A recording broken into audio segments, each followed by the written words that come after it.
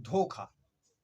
धोखा प्रताप नारायण मिश्र की निबंध विधा की रचना है, जिसका पाठ आज की इस वीडियो में हम करने जा रहे हैं। नमस्कार साथियों, मैं हूं विवेक और जैसा कि मैंने बताया कि आज हम धोखा का मूल पाठ करेंगे। जिस रूप में निबंध लिखा गया है उसी रूप में हम इसको पढ़ेंगे। धोखा नामक भाव को समझने के ध्येय से इस निबंध की रचना मिश्र जी ने की है। निबंध वास्तविक जीवन के अनुभवों से परिपूर्ण है, यानी कि भरा हुआ है, और अनुभव और शास्त्र को ध्यान में रखकर धोखा, भ्रम, छल आदि के बीच जो सूक्ष्म अंतर है उसको यहाँ पर मिश्र जी ने दिखाने का प्रयास किया है, सफलतम रूप से दिखाया है। धोखा मनोभाव को केंद्र में रखकर लिखा गया एक भावपरक निबंध है। चलिए बढ़ते हैं और इस निबंध का पाठ करते हैं और समझने की कोशिश करते हैं। इन दो अक्षरों में भी ना जाने कितनी शक्ति है कि इनकी लपेट से बचना यदि निरा असंभव ना हो तो भी महान कठिन तो अवश्य है। जबकि भगवान श्री राम ने मारीच राक्षस को स्वर्ण मृग समझ लिया था, तो हमारी आपकी क्या सामर्थ्य है जो धोखा ना खाएं। बरंच ऐसी ऐसी कथाओं से विदित होता है कि स्वयं ईश्वर भी केवल निराकार निर्विकार ही रहने की दशा में इससे पृथक रहता है। सो भी एक रीति से नहीं ही रहता, क्योंकि उसके मुख्य कामों में से एक काम सृष्टि का उत्पादन करना है। उसके लिए उसे अपनी माया का आश्रय लेना पड़ता है। यानी कि हम देखते हैं कि धोखा से कोई भी बचा नहीं है, और माया, भ्रम, छल इत्यादि धोखे के ही पर्याय हैं। इस रीति से हम कहें कि ईश्वर भी धोखे से अलग नहीं है तो आयुक्त ना होगा, क्योंकि ऐसी दशा में यदि वह धोखा खाता नहीं तो धोखे से काम अवश्य लेता है, जिसे दूसरे शब्दों में कह सकते हैं कि माया का प्रपंच फैलाता है, वह धोखे की टट्टी खड़ा करता है। अतः सबसे पृथक रहने वाला ईश्वर भी ऐसा नहीं है जिसके विषय में यह कहने का स्थान हो कि वह धोखे से अलग है, बरंच धोखे से पूर्ण उसे कह सकते हैं, क्योंकि वेदों में उसे आश्चर्योस्य वक्ता, चित्रन देवान, मुदगात, नीक इत्यादि कहा जाता है। और आश्चर्य तथा चित्रत्व को मोटी भाषा में धोखा ही कहते हैं, अथवा अवतार धारण करने की दशा में उसका नाम माया बपुधारी होता है, जिसका अर्थ है धोखे का पुतला। माया बपुधारी, माया बपुधारी का अर्थ क्या है? धोखे का पुतला। और सच भी यही है, जो सर्वथा निराकार होने पर भी मत्स्य, कच्छपादि रूपों में प्रकट होता है और शुद्ध निर्विकार कहलाने पर भी नाना प्रकार की लीला किया करता है, वह धोखे का पुतला नहीं तो क्या है। हम आदर के मारे उसे भ्रम से रहित कहते हैं, पर जिसके विषय में कोई निश्चय पूर्वक इद मिथ्यम कही नहीं जा सकता, जिसका सारा भेद स्पष्ट रूप से कोई जान ही नहीं सकता, वह निर्भ्रम या भ्रम रहित क्यों कर कहा जाता है। शुद्ध निर्भ्रम वह कहलाता है जिसके विषय में भ्रम का आरोप भी ना हो सके, पर उसके तो अस्तित्व तक को नास्तिकों को संदेह और आस्तिकों को निश्चित ज्ञान का अभाव रहता है। फिर वह निर्भ्रम कैसा? और जब वही भ्रम से पूर्ण है तब उसके बनाए संसार में भ्रम अर्थात धोखे का अभाव कहाँ? यानी कि ईश्वर ही भ्रम से भरा हुआ है, धोखे से भरा हुआ है, तो उसके द्वारा निर्मित संसार कैसे उससे अलग हो सकता है। वेदांती लोग जगत को निराभ्रम समझते हैं, यहाँ तक कि एक महात्मा ने किसी जिज्ञासु को भली भांति समझा दिया था कि विश्व में जो कुछ है और जो कुछ होता है सब भ्रम है। क्या है? सब भ्रम है। किंतु यह समझाने के कुछ ही दिन उपरांत उसके किसी प्रिय व्यक्ति का प्राणांत हो गया, जिसके शोक में वह फूट फूट कर रोने लगे। इस पर शिष्य ने आश्चर्य में आकर पूछा कि आप तो सब बातों को भ्रमात्मक मानते हैं, तो फिर जानबूझकर रोते क्यों हैं? तो उसके उत्तर में उन्होंने कहा कि रोना भी भ्रम ही है। सच है भ्रमोत्पादक, भ्रम स्वरूप भगवान के बनाए हुए भव यानी कि संसार में जो कुछ है भ्रम ही है। जब तक भ्रम है तभी तक संसार है, बरंच संसार का स्वामी भी तभी तक है, फिर कुछ भी नहीं है। यानी कि भ्रम है तभी तक भ्रम को बनाने वाला अर्थात ईश्वर है, और कौन जाने हो तो हमें उससे कोई काम नहीं। परमेश्वर सबका भ्रम बनाए रखे, इसी में सब कुछ है। जहाँ भरम खुल गया वहीं लाख की भलमनसी खाक में मिल जाती है। जो लोग पूरे ब्रह्मज्ञानी बनकर संसार को सचमुच माया की कल्पना मान बैठते हैं, वे अपनी भ्रमात्मक बुद्धि से चाहे अपने तुच्छ जीवन को साक्षात सर्वेश्वर मान के सर्वथा सुखी हो जाने का धोखा खाया करें, पर संसार के किसी काम के नहीं रह जाते। बरंच निरे अकलता अभोक्ता बनने की उमंग में अकर्मण्य और नारी नारी सब एक है, जस में हरि तस्माय इत्यादि सिद्धांतों के मारे अपना तथा दूसरों का जो अनिष्ट ना कर बैठें वही थोड़ा है, क्योंकि लोक और परलोक का मजा भी धोखे में पड़े रहने से प्राप्त होता है। यानी कि लोक और परलोक का मजा तभी है जब तक हम धोखे में हैं। बहुत ज्ञान छाटना सत्यानाशी की जड़ है, ऐसा प्रताप नारायण मिश्र जी लिखते हैं और मैं हूबहू उनके शब्द ही पढ़ रहा हूँ।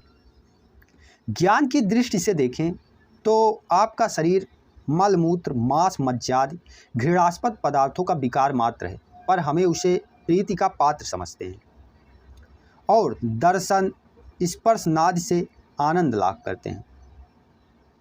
आपको वास्तव में इतनी जानकारी भी नहीं है कि हमारे सिर में कितने बाल हैं, व एक मिट्टी के गोले का सिरा कहाँ पर है, किंतु आप हमें बड़ा भारी विज्ञ और सुलेखक समझते हैं तथा हमारी लेखनी या जिह्वा की कारीगरी देख देख कर सुख प्राप्त करते हैं। विचार कर देखिए तो धन जन इत्यादि पर किसी का कोई स्वत्व तो नहीं है। इस क्षण हमारे काम आ रहे हैं, क्षण ही भर के उपरांत ना जाने किसके हाथ में व किस दशा में पड़ के हमारे पक्ष में कैसे हो जाएं, और मान भी लें कि इसका वियोग कभी ना होगा तो भी हमें क्या, आखिर एक दिन मरना है और मूंदी गई आंखें तब लाखे के ही काम की। यानी कि जब आंखें बंद हो गई तो ये लाखों की धन संपत्ति दौलत किस काम की। पर यदि हम ऐसा समझकर सबसे संबंध तोड़ दें तो सारी पूंजी गवाकर निरे मूर्ख कहलावें। स्त्री पुत्र आदि का प्रबंध ना करके उनका जीवन नष्ट करने का पाप मुड़ियावें। ना हम काहू के कोऊ ना हमारा का उदाहरण बनकर सब प्रकार के सुख सुविधा सुयस से वंचित रह जावें। इतना ही नहीं, बरंच और भी सोच कर देखिए तो किसी को कुछ भी खबर नहीं है कि मरने के पीछे जीव की क्या दशा होगी। यानी कि मरने के बाद इंसान का क्या होने जा रहा है, उसकी आत्मा का क्या होने जा रहा है। बहुतेरों का सिद्धांत यह भी है कि दशा किसकी होगी, जीव तो कोई पदार्थ ही नहीं है। घड़ी के जब तक पुर्जे दुरुस्त हैं और ठीक ठाक लगे हुए हैं तभी तक उसमें खट खट टन टन आवाज़ आ रही है। जहाँ उसके पुर्जों का लगाव बिगड़ा वहीं ना उसकी गति है ना शब्द है। ऐसे ही शरीर का क्रम जब तक ठीक ठीक बना हुआ है, मुख से शब्द और मन से भाव तथा इंद्रियों से कर्म का प्रागट्य होता रहता है। जहाँ इसके क्रम में व्यक्तिक्रम हुआ वहीं सब खेल बिगड़ गया। बस फिर कुछ नहीं, कैसा जीव कैसी आत्मा। एक रीत से यह कहना झूठ भी नहीं जान पड़ता, क्योंकि जिसके अस्तित्व का कोई प्रत्यक्ष प्रमाण नहीं है उसके विषय में अंततो गत्वा यों ही कहा जा सकता है। इसी प्रकार स्वर्ग नरकादि के सुख दुखादि का होना भी नास्तिकों ही के मत से नहीं किंतु बड़े बड़े आस्तिकों के सिद्धांत से भी अविदित सुख दुख निर्विशेष स्वरूप के अतिरिक्त कुछ समझ में नहीं आता। अब अविदित सुख दुख का क्या आशय है। जिस सुख दुख के विषय में जानकारी ना हो उसे बोलते हैं अविदित सुख दुख, और निर्विशेष स्वरूप यानी कि परमात्मा या परम ब्रह्म। ठीक है। और स्कूल में हमने भी सारा भूगोल और खगोल पढ़ डाला है, पर नर्क और बैकुंठ का पता कहीं नहीं पाया। किंतु भय और लालच को छोड़ दें तो बुरे कामों से घृणा और सत्कर्मों से रुचि ना रखकर भी तो अपना अथच पराया अनिष्ट ही कर लेंगे।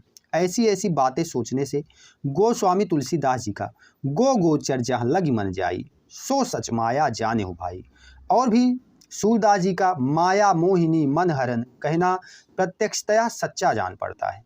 फिर भी हम नहीं जानते कि धोखे को लोग क्यों बुरा समझते हैं। धोखा खाने वाला मूर्ख और धोखा देने वाला ठग क्यों कहलाता है। जब सब कुछ धोखा ही धोखा है और धोखे से अलग रहना ईश्वर की भी सामर्थ्य से दूर है, तथा धोखे के ही कारण संसार का चरखा पिन्न पिन्न चला जाता है, नहीं तो ढिच्चर ढिच्चर होने लगे। कैसे, पिन्न पिन्न ढिचर ढिचर। ठीक है।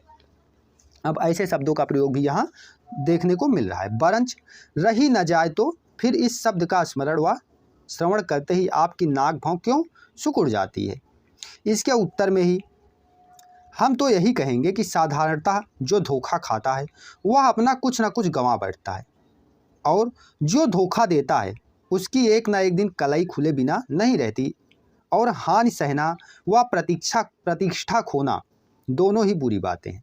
यानी कि अगर जो धोखा खाओगे तो हानि होगी, और अगर धोखा दोगे तो प्रतिष्ठा जाएगी, और दोनों ही बुरा है, जो बहुधा इसके संबंध में ही जाया करती है।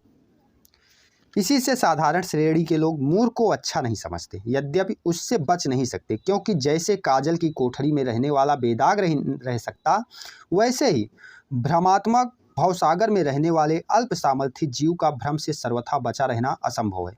और जो जिससे बच नहीं सकता उसका उसकी निंदा करना नीति विरुद्ध है। पर क्या कीजिए, कच्ची खोपड़ी के मनुष्य को प्राचीन प्राज्ञगण अल्पज्ञ कह गए हैं, जिसका लक्षण ही है कि आगा पीछा सोचे बिना जो मुंह पर आवे कह डालना, और जो जी में समावे कह उठना। नहीं तो कोई काम व वस्तु वास्तव में भली अथवा बुरी नहीं होती, केवल उसके व्यवहार का नियम बनने बिगड़ने से तनाव बिगाड़ हो जाया करता है। परोपकार को कोई बुरा नहीं कह सकता, पर किसी को सब कुछ उठा दीजिए तो क्या भीख मांग के प्रतिष्ठा अथवा चोरी करके धर्म खोइएगा, वह भूखों मर के आत्महत्या के पाप भागी होइएगा।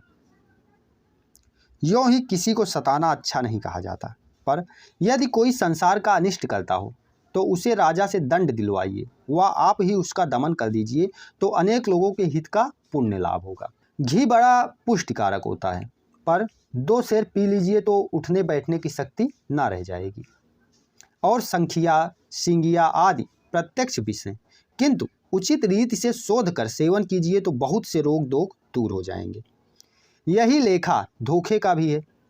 2-1 बार धोखा खा के धोखेबाजी की हिकमतें सीख लो, और कुछ अपनी ओर से झपकी फुंदनी जोड़कर उसी की जूती उसी का सिर कर दिखाओ तो बड़े भारी अनुभवशाली बरंच गुड़ ही रहा चेला शक्कर हो गया, यानी कि गुड़ ही रहा चेला शक्कर हो गया का जीवित उदाहरण कहलाओगे। यानी कि अगर 1-2 बार धोखा खाए तो उससे सीखो, और उससे ऐसा निर्माण करो कि जिसने धोखा दिया है उसी की जूती उसी के सिर कर दो। तो ऐसे में आप क्या कहलाओगे, गुड़ ही रहा और चेला शक्कर हो गया, यानी जिसने पहले धोखा दिया था वो गुड़ ही रह गया, और जिसने धोखा खाया वो शक्कर हो गया, यानी कि वो उससे भी आगे बढ़ गया।